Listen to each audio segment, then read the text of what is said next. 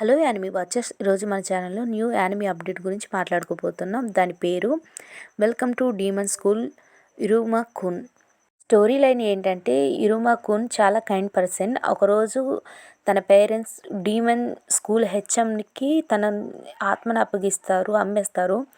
ఆ టైంలో తను వాళ్ళ గ్రాండ్ ఫాదర్ని యాక్సెప్ట్ చేసి ఆ స్కూల్లోకి వెళ్ళి తను ఎలా ఫ్రెండ్స్ చేసుకున్నాడో, అసలు డీమాన్స్కి మనుషులంటే అసలు నచ్చదు.